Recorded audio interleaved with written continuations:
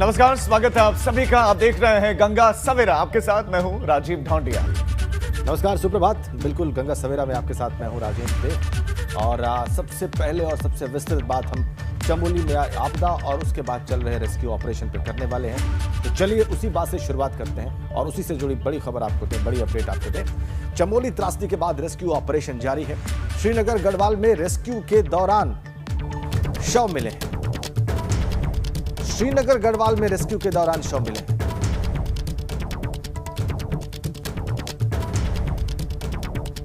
अलकनंदा जल विद्युत परियोजना की झील में शव मिला है। एसडीआरएफ की 3 टीमें सर्च ऑपरेशन चला रही हैं वहां पर। तो आप अंदाजा लगा लीजिए कि कितनी दूर तक इस तबाही के निशान पहुंचे हैं। श्रीनगर गढ़वाल में, चमोली के बाद श्रीनगर गढ़वाल में जो कि ठीक ठाक दूरी है, वहां पर भी शव मिले हैं जो उन लोगों के जो कि इस दुर्घटना की चपेट में आए हैं। एसडीआरएफ की 3 टीमें सर्च ऑपरेशन चला रही हैं अलकनंदा जल विद्युत परियोजना की झील में। ये हम आपको तस्वीरें में दिखा रहे हैं। एसडीआरएफ की टीम ने शव निकाला है अलकनंदा झील से। तपोवन में रेस्क्यू ऑपरेशन इधर जारी है। शव मिलने का जो है सिलसिला यहां श्रीनगर गढ़वाल तक में दिखाई दे रहा है। अलकनंदा झील से शव निकाला है एसडीआरएफ की टीम ने और वो तस्वीर भी इस वक्त आपकी स्क्रीन पर। अब तक 26 शव मिल चुके हैं और करीब 200 लोग अभी भी लापता बताए जा रहे हैं। तपोवन में जहां पे सबसे बड़ा डैमेज हुआ और जहां पे सबसे जोरदार तरीके से हमने हिट होते देखा एस्टैब्लिशमेंट्स को, पावर प्रोजेक्ट को, पुलों को, वहां पर रेस्क्यू ऑपरेशन जारी है।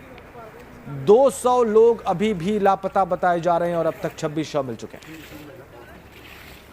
एक्सक्लूसिव तस्वीरें आप देख रहे हैं।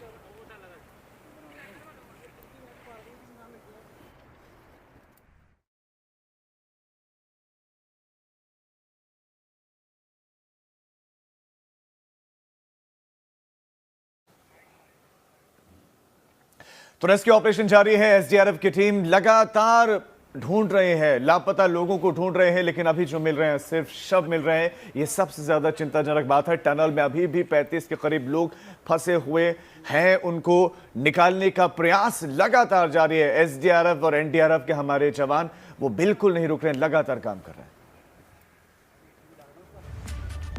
चलिए अगली खबर का रुख करें। बदमाशों पर कहर बनकर यूपी पुलिस टूट रही है। हापुड़ में शातिर लुटेरा मुठभेड़ में घायल हुआ है। शातिर लुटेरा मुठभेड़ में हापुड़ में घायल हुआ है। ग्रेटर नोएडा में भी वांछित बदमाश गिरफ्तार किया गया है। प्रयागराज में भी शातिर बदमाश पकड़ा गया है। प्रयागराज सोराव में पुलिस और बदमाशों के बीच मुठभेड़ हुई। यहां जसीमुद्दीन और मुन्ना कालिया के पैर में गोली लगी है। शातिर बदमाश पकड़ा। पुलिस ने घायल बदमाश को अस्पताल में भर्ती करवा दिया है। ग्रेटर नोएडा में भी कामयाबी मिली है। तो कुल मिलाकर उत्तर प्रदेश के अलग अलग हिस्सों से खबरें आई हैं जहां बदमाशों पर कहर बनकर टूटी है। उत्तर प्रदेश पुलिस बदमाशों को पकड़ा गया है और ये सभी वांछित हिस्ट्री शीटर बनाए।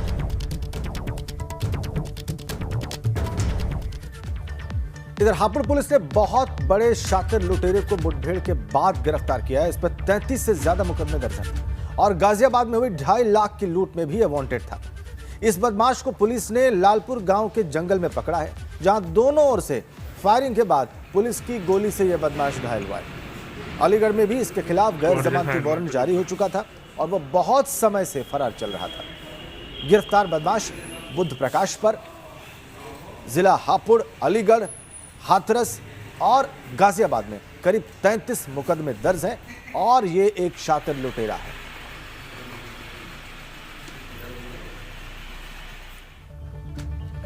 ग्रेटर नोएडा के रब्बूपुरा में भी बदमाश पकड़ा गया है। पुलिस ने मुठभेड़ के बाद अपराधी को पकड़ा है जो अलीगढ़ का टॉप 10 बदमाशों में से एक है और अब तक अपने साथियों के साथ 13 घटनाओं को अंजाम दे चुका है। लेकिन अब लंगड़ाता हुआ पुलिस के कब्जे में यह है और इलाज भी इसका चल रहा है। साथ साथ इससे पूछताछ होगी, इसके सहयोगी तक पहुंचने की कोशिश होगी इसी के जरिए पुलिस की। अगली खबर ग्रेटर नोएडा से। वहां के बादलपुर में देर रात प्रदर्शन हुआ। डबल मर्डर में गिरफ्तारी न होने पर हंगामा हुआ। नाराज ग्रामीणों ने NH 91 पर जाम लगा दिया। आरोपियों की गिरफ्तारी की मांग को लेकर वहां पर हंगामा हुआ है। जमीन विवाद में कल सुबह 2 लोगों की हत्या हुई थी। यह मामला बादलपुर कोतवाली इलाके के गिरधरपुर गांव का है। जमीनी विवाद को लेकर 2 पक्षों में गोलियां चली, जिसमें 3 लोगों को गोली लग गई। वहीं इसमें से 2 लोग इलाज के दौरान उनकी जान गई। गुस्साए परिजनों ने NH 91 GT रोड पर जाम लगा दिया। यूपी के जौनपुर में तड़के सुबह बड़ा हादसा हुआ। यहां पर ट्रक और पिकअप की आमने सामने की जोरदार टक्कर हुई। 6 लोगों की मौत हो गई है। 6 लोगों की मौत की खबर मिल रही है। जौनपुर की घटना है। सुबह सुबह यहां हादसा हुआ है। पिकअप सवार व्यक्ति वाराणसी से दाह संस्कार करके जौनपुर अपने घर आ रहे थे, लेकिन इसी बीच में हादसे का शिकार हो गए उनकी गाड़ी। 5 लोगों को जौनपुर जिला अस्पताल में भेजा गया है। उनका इलाज चल रहा है वहां पर। वहीं एक व्यक्ति की हालत नाजुक बनी हुई है। उसे देखते हुए वाराणसी ट्रॉमा सेंटर उसे रेफर कर दिया गया है। पिकअप और ट्रक की टक्कर हुई। 6 लोगों की मौत हो गई। पुलिस अभी शव को कब्जे में लेकर पोस्टमार्टम के लिए भेज चुकी है। मामले की जांच कर रहे हैं। जलालपुर थाना इलाके के त्रिलोचन बाजार के पास में हादसा हुआ है।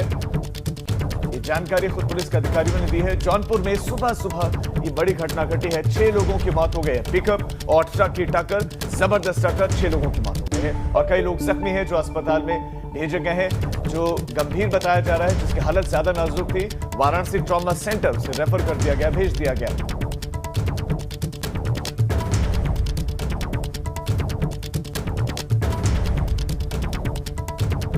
जलालपुर के त्रिलोचन बाजार के पास ये घटना घटी है। ये बड़ी खबर आपको दे रहे हैं। पिकअप और ट्रक की जबरदस्त टक्कर, 6 लोगों की मौत हो गई। बड़ी दुर्घटना ये जौनपुर में 6 लोगों की जान चली गई है, कई घायल हैं और 5 फिलहाल आंकड़ा बताया जा रहा है घायलों का। और ये हुआ यूं कि पिकअप और ट्रक की टक्कर हुई है, इसमें 6 लोगों की जान गई है, 5 लोगों का इलाज चल रहा है। ये बड़ी दुर्घटना की खबर सुबह सुबह। बड़ा सड़क हादसा जौनपुर में। वाराणसी से पिकअप आ रही थी और ट्रक से टक्कर हुई। उसकी नतीजा ये कि 6 लोगों की जान गई, 5 लोग जख्मी बताए जा रहे हैं। हम आपको और ज्यादा अपडेट देने की कोशिश कर रहे हैं। 5 लोगों का इलाज चल रहा है जो घायल बताए जा रहे हैं। त्रिलोचन बाजार के पास जौनपुर में यह हादसा हुआ है। बड़ा सड़क हादसा सुबह सुबह। सवाल बहुत सारे से जुड़े हुए कि क्या गलती इसमें किसकी थी। पिकअप ड्राइवर की गलती थी या ट्रक ड्राइवर की गलती थी, रॉन्ग साइड क्या कोई चल रहा था या तेज रफ्तार हादसे का कारण रहा। कारण क्या रहे हादसे की अभी तक ये स्पष्ट नहीं है। ये दाह संस्कार के बाद ये लोग पिकअप से वापस लौट रहे थे राजीव, एक ऐसी घटना के बाद जिसमें वो खुद सभी बहुत दुखी होंगे और उसके बाद एक बड़े हादसे का शिकार हो गए। 6 लोगों की जान चली गई है, 5 लोग जख्मी बताए जा रहे हैं।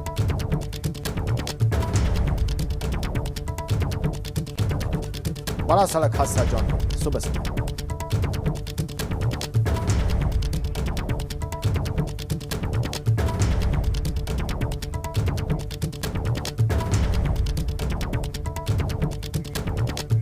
बड़ी खबर इस वक्त हमारे पास है, आपको बताएं। चमोली त्रासदा के बाद लगातार वहां पर रेस्क्यू ऑपरेशन चल रहा है। अब तक 26 लोगों के शव मिल चुके हैं और करीब 200 लोग लापता बताए जा रहे हैं। श्रीनगर गढ़वाल में एक और शव मिलने की खबर आ रही है। आज आपदा प्रभावित क्षेत्रों का दौरा करेंगे सीएम त्रिवेंद्र रावत। 26 लोगों के शव मिल चुके हैं, 200 लोग लापता बताए जा रहे हैं। आज मुख्यमंत्री त्रिवेंद्र रावत खुद एक बार फिर से आपदा प्रभावित क्षेत्रों का दौरा करेंगे, हाल जानेंगे, रेस्क्यू ऑपरेशन को देखेंगे और जहां आवश्यकता पड़ेगी निश्चित रूप से डायरेक्शंस भी देंगे जरूरी।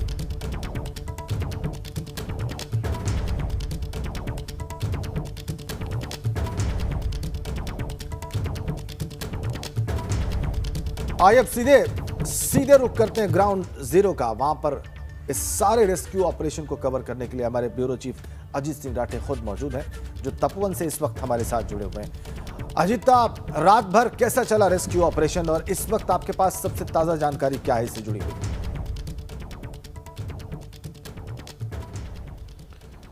राजन, देखिए, रात भर रेस्क्यू ऑपरेशन चला और एनडीआरएफ, मिलिट्री और इसके अलावा आईटीबीपी की जो टुकड़ियां थी वो अपने संसाधनों के साथ पूरी रात उस टनल से मलबा निकालने में लगी रही। और इस दौरान आप ये देख सकते हैं कि जटिलताएं और ज़्यादा बढ़ती जा रही हैं। उस सुरंग की लंबाई को लेकर तमाम भ्रम फैला हुआ है कि वो 2 किलोमीटर की है, 1 किलोमीटर की है, कोई कुछ बता रहा है। बहुत सही स्थिति उसकी नहीं मिल पा रही है और वो मलबा अंदर कहाँ तक भरा हुआ है। और उसमें हमें एक चीज़ को ये भी समझना होगा कि जो टनल है राजेंद्र, उसका टनल का एक लिमिटेड स्पेस है, उसमें एक बार एक ही जेसीबी जा सकती है और वो मलबा लेकर वापस आती है, धौली गंगा में डालती है, फिर वापस चली जाती है। तो टाइम इतना स्पेंड हो रहा है कि आप अंदर जो भी लोग होंगे वो किस स्थिति में होंगे बहुत कहना मुश्किल है।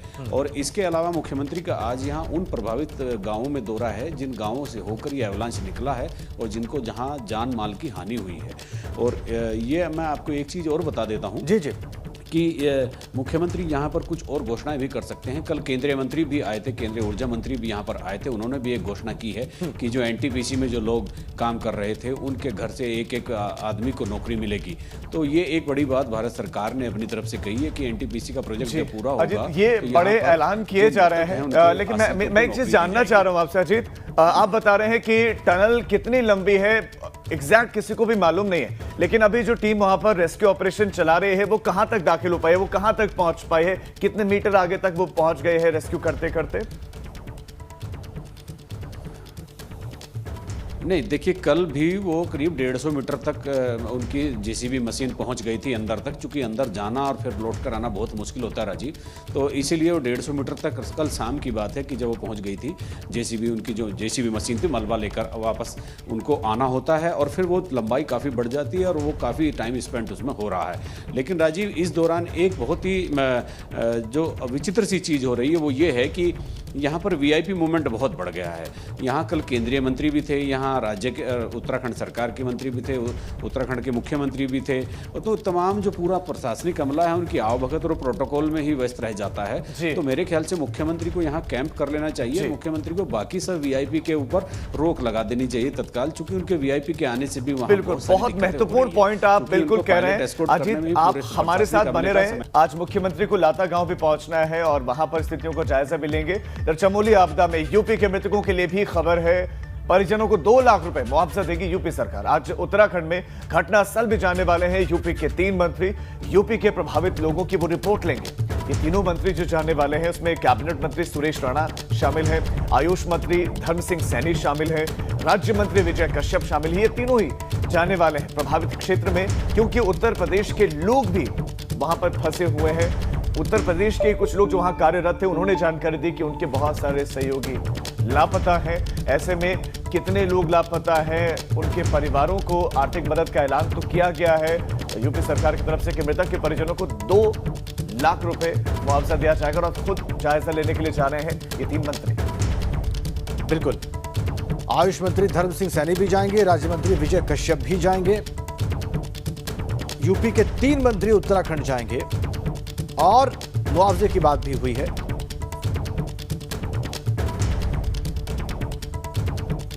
आइए और ज्यादा जानकारी लेते हैं इन 3 उत्तर प्रदेश के मंत्रियों के उत्तराखंड दौरे के बारे में। हमारे सहयोगी शैलेश अरोड़ा भी इस वक्त हमारे साथ जुड़ गए हैं। शैलेश, आपके पास क्या अपडेट है, कब ये मंत्री रवाना हो रहे हैं और इनका सबसे बड़ा उद्देश्य क्या होगा वहां जाने का?